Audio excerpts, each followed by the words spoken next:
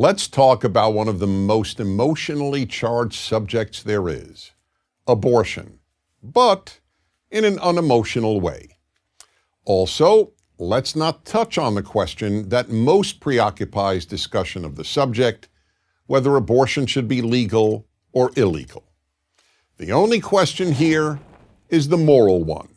Is ending the life of a human fetus moral? Let's begin with this question. Does the human fetus have any value and any rights? Now, it's a scientific fact that a human fetus is human life. Those who argue that the human fetus has no rights say that a fetus is not a person. But even if you believe that, it doesn't mean the fetus has no intrinsic value or no rights.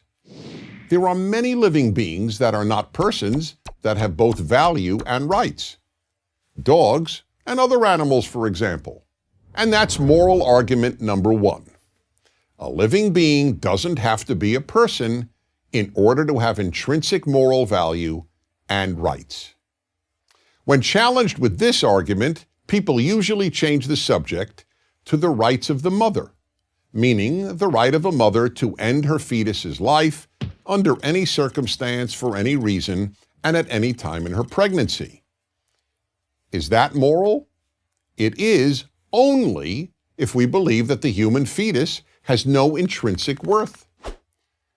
But in most cases, nearly everyone believes that the human fetus has essentially infinite worth and an almost absolute right to live. When? When a pregnant woman wants to give birth.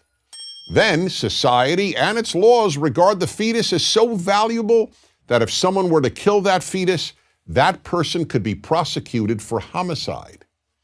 Only if a pregnant woman doesn't want to give birth do many people regard the fetus as worthless. Now, does that make sense? It doesn't seem to. Either a human fetus has worth or it doesn't. And this is moral argument number two.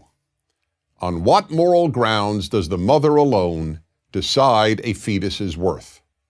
We certainly don't do that with regard to a newborn child.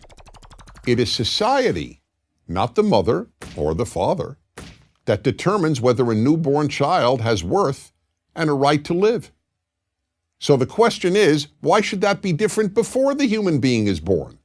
Why does one person, a mother, get to determine whether that being has any right to live?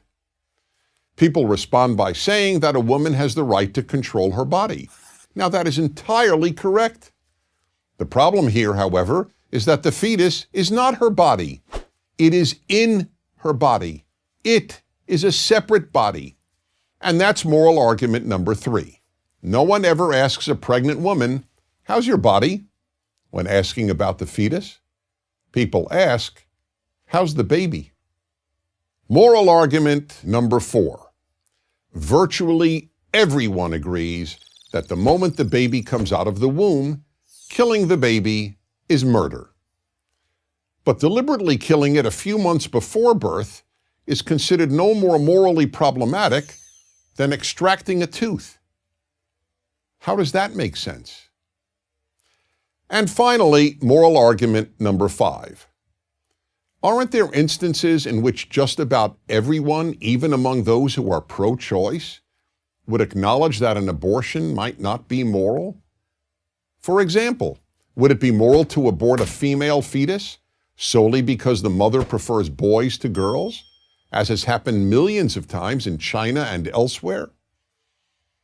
And one more example. Let's say science develops a method of determining whether a child in the womb is gay or straight. Would it be moral to kill a gay fetus because the mother didn't want a gay child? People may offer practical reasons not to criminalize all abortions. People may differ about when personhood begins and about the morality of abortion after rape or incest. But with regard to the vast majority of abortions, those of healthy women aborting a healthy fetus, let's be clear. Most of these abortions just aren't moral. Good societies can survive people doing immoral things. But a good society cannot survive if it calls immoral things moral. I'm Dennis Prager. To subscribe to our YouTube channel, click here. To help keep our videos free, donate here.